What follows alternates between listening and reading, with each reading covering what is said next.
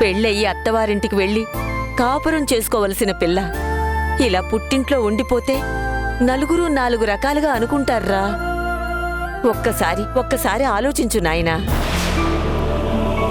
సరేనమ్మా, మీరు కోరుకున్నట్టే వాళ్ళ అత్తగారులను పిలిచి నేను తప్పు చేశానని చంపలేసుకొని మీరు కోరుకున్నట్టే పుట్టింటి నుంచి గౌరవంగా ఎలా పంపించాలో అలా అత్తారింటికి పంపించేస్తాను.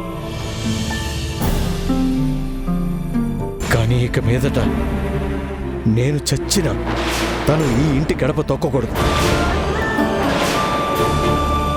మీరెప్పుడు తన ప్రస్తావన నా దగ్గర తీసుకురాకూడదు.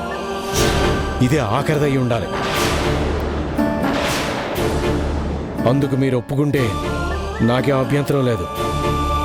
నా మనసు చంపుకొని మీరు చెప్పినట్టు చేస్తాను. అందుకు మీరు ఒప్పుకుంటే నాకేం అభ్యంతరం లేదు.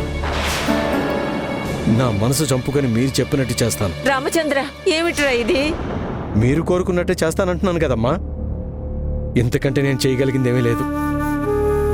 చస్తూ బ్రతుకుతున్న మనిషిని మనసు చంపేసుకొని మీరు కోరుకున్నట్టు చేయడం నాకు లెక్కలది కాదు. కొత్తగా నేను చావడానికే ఉంది.